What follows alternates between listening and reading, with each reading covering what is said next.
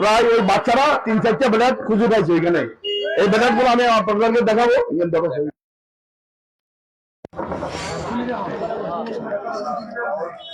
এই ব্যাট গুলো হচ্ছে এই যে মিসকাতুল ইসলাম চৌধুরী পাপ্পা,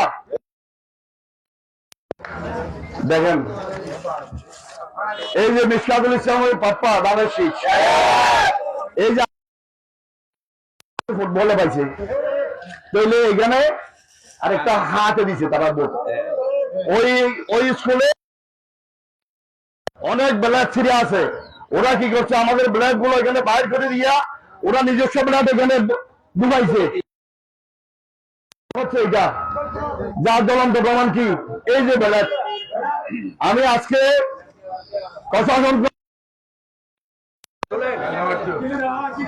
প্রশাসন করুক এই লিডে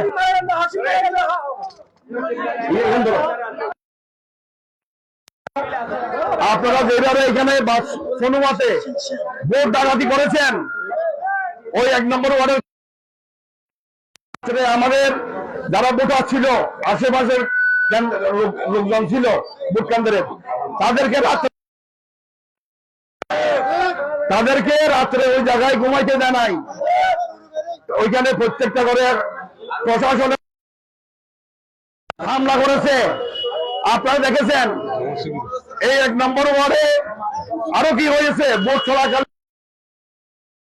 চলাকালীন সময়ে আমাদের 1 নম্বর ওয়ার্ডে ওইখানে আইন শৃঙ্খলা বাহিনীর সদস্যরা এমন ভোট কেন্দ্রে কেউ দেওয়ার সাহস পায় নাই। আমাদের মা বোনদের ভোট গুলা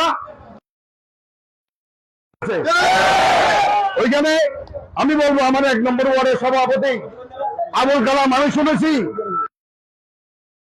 পারে নাই, বলে যায় নাই, এর চেয়ে বড় কথা আর কিছু হতে পারে না। আমি প্রশাসনকে অনুরোধ করব, ওয়ার্ডের ভোট কেন্দ্রের সিসি ক্যামেরা আছে, ওই সিসি ক্যামেরা গুলো খুলে ওইখানে কালকে কারা ব্যাট দিয়ে গেছে। ভোট কেন্দ্রে 4টা সিসি ক্যামেরা ছিল, ওইখানে 2টা সিসি ক্যামেরা তারা বন্ধ করে দিয়েছে। ভোট কেন্দ্রে 4টা সিসি ক্যামেরার মধ্যে তারা 2টা সিসি ক্যামেরা কাগজ দিয়ে, তাইলে এইভাবে সোনোয়ার থেকে আমরা প্রথম হওয়ার কথা। এই সোনোয়ার স্কুলে আমাদেরকে যথেষ্ট ভোট দিয়েছে, এই যে আমার মা বোনরা আমাদেরকে ভোট দিয়েছে, আমাদের 7 নম্বর ওয়ার্ডে ভোট দিয়েছে, 8 নম্বর ওয়ার্ডে ভোট দিয়েছে, 9 নম্বর ওয়ার্ডে ভোট দিয়েছে, কিন্তু হয় নাই। এখানে ভোট গুলো এখান থেকে বাইর করে অন্য দোকানে হয়েছে। আমি এই যে আমি এই সোনোয়ার স্কুলে